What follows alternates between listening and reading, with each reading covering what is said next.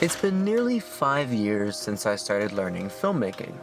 In that time, I have developed a workflow for filmmaking that enables me to be more efficient and effective in my work. I like to call it Guerrilla Filmmaking. A guerrilla filmmaker is a filmmaker who is working in an environment that they have little to no control over and has to adapt to situations in a quick manner so that they can achieve the results they desire. This idea of being a guerrilla filmmaker is all about putting effort into efficiency. If you can be efficient in different steps of the filmmaking process, you'll be much more likely to achieve the results you want. So today, I'll be telling you all about my methods and how you can apply them to be an unstoppable force in the battlefield that is the world of filmmaking. So, one good way to do this is to put a lot of effort into good planning. You see, planning is already essential for filmmaking as a whole, but for this style of filmmaking, you have to plan for even things that you don't think would happen, but would happen. For one example, the weather. Today, it's nice and sunny, a little bit of clouds in the sky, but it's not a 100% chance that I'm going to get the sunset that I want.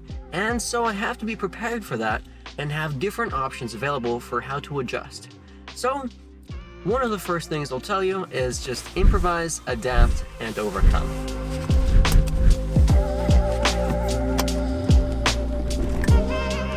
Just because I can't capture a sunset doesn't mean I can't capture fantastic footage and still tell a great story with it.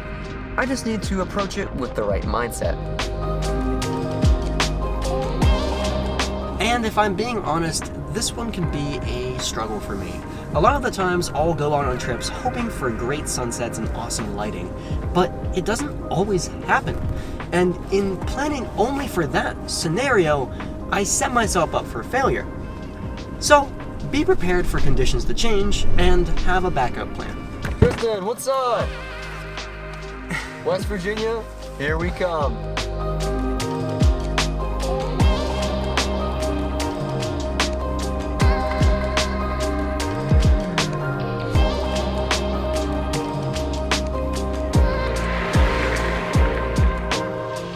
A good side tip is to make sure you're well fueled for your adventures in filmmaking. Today, I'm getting what might be the best burger in all of West Virginia, if not the world. If you're ever in West Virginia, you need to come out to Farmer's Daughter. It's so good, and you will be very satisfied with your meal. Right, Tristan? Yeah. Look at that. It's so good. It's so juicy. Just absolutely delicious. Come out here.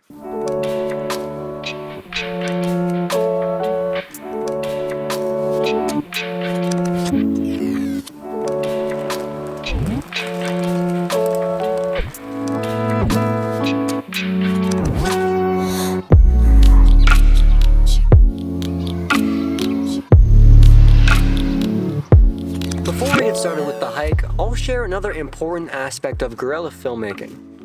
You need to know what gear you need, but also don't need. And within that, you also need to be strategic with the gear that you buy. I'm a big fan of my Canon R6 and using the battery grip with it, but I've found that for hiking, it really doesn't help me. It more so hinders me because it takes up more space in my bag, and it also isn't compatible with my Peak Design camera clips, which allow me to clip my cameras onto my shoulder straps as I'm hiking and allows for easy access. With the battery grip, it's too thick and it won't hold. So for hikes, I just don't bring the battery grip along with me. It takes up that critical space in my bag, and I got these clips last month, and honestly, I wish I got them a long time ago. I'll leave all links to the gear I use in the description of this video in case you're interested in checking them out for yourself. My current setup with these camera clips is to have my R6 and 24mm lens on one clip, and then my R7 and 85mm on the other clip. I love this setup because it allows me to cover both wide and telephoto focal lengths. Beforehand, every time I wanted to get a shot, I'd have to set my bag down and get my camera out, which took up precious time. It also caused me to miss many shots. Now, that is much less likely to happen. I'm really glad I picked up this R7 too, because it really helps me in these fast-paced situations.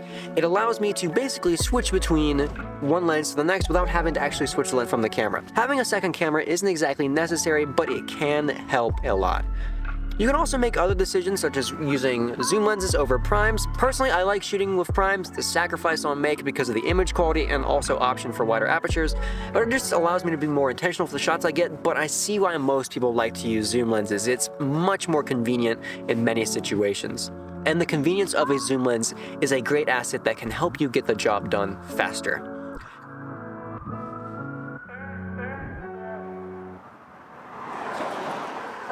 So, see, I told you, as soon as I start recording, all the cars are going to come. Why couldn't this road be more remote? Certain situations call for certain types of equipment.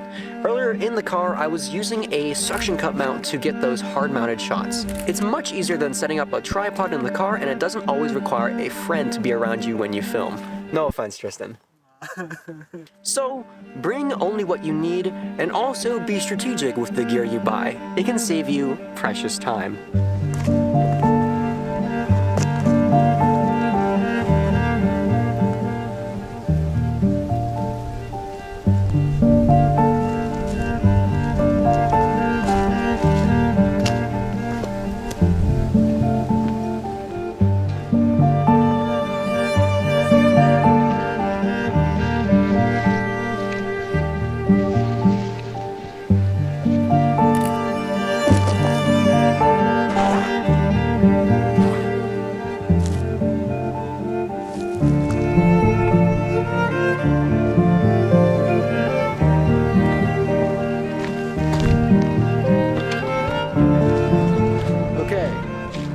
Now, it is time for the fun part. Climbing this fire tower. Should be epic. Tristan here is getting stood up with ropes.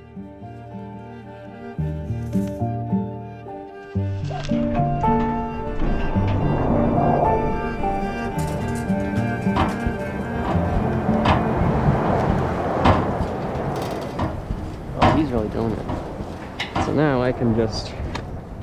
yeah, I'm good. Sweet.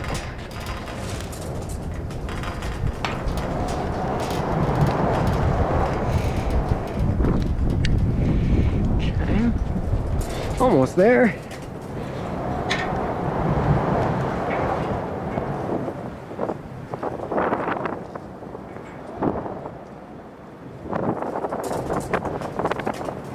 So, it's a little windy up here. Hear me very well. I was planning to film the rest of the video up here, but we're just gonna go back down to film the rest. But the view, I mean, look at that. The view is insane. But it's just so windy and cold too.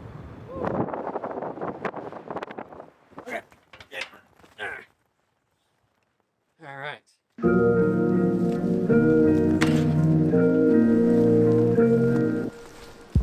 The last tip I'll give to you here today is to be ready to adapt and just go with the flow. Which is what I'm doing right now, because I can't film up there, it's too windy, and it's still pretty windy down here, but I think you can probably hear me a little bit better now. Usually on a fast-paced shoot, things will not go to plan. But like mentioned earlier, you just have to improvise, adapt, and overcome. If you are confident and experienced enough as a filmmaker, you'll be able to make just about anything work. It's part of what we do, problem solving. Big thing for filmmaking, and especially in the fast-paced guerrilla filmmaking style. These fire towers are an awesome example of me having to adapt, improvise, and overcome. They've been an interest of mine for quite a while now, and each one has its own challenges, especially this one with the ladder. At this point, I've been to over 30, so I know what to expect and know what does and doesn't work, and that basically allows me to have shots planned out ahead of time and more knowledge for what to do when things don't go to plan. So here I am with this fire tower, figuring it out as I go, and thus far the results have always been rewarding. So as of right now, it's looking like we actually will get a bit of a sunset tonight, which will be awesome. I can't wait to see how the views are. So this is how Tristan was filming me. He's just leaning off the side. He's doing the most for this video. The best cameraman on the job.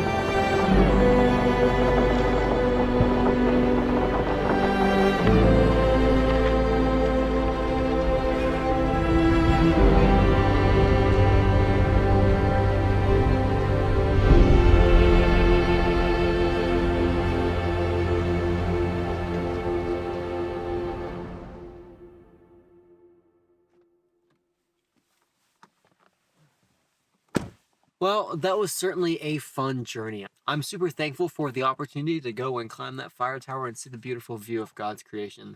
And I'm so glad that I was able to share these tips with you about how to be a run and gun guerrilla filmmaker. If you have your own tips you'd like to share, definitely drop them below in the comments. I'd love to hear from all of you, and I'm so thankful that we have this community here on YouTube where we can exchange ideas and grow to be better filmmakers together. Anyhow, thank you for watching this video, especially to the end. If you enjoyed, you know what buttons to click. My name is Rocco Germani. Jesus loves you, and I'll see you in the next video. Peace.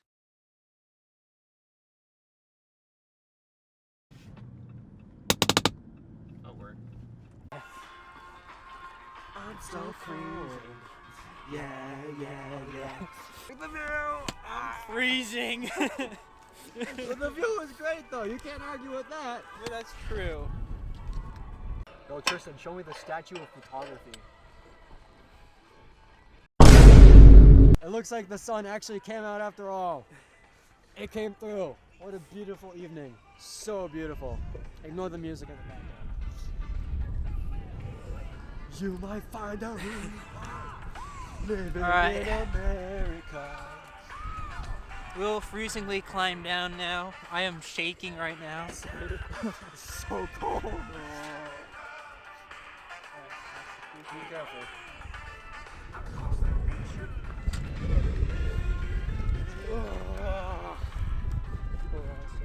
Move this out the way. Alright. See you down on the ground. Yeah.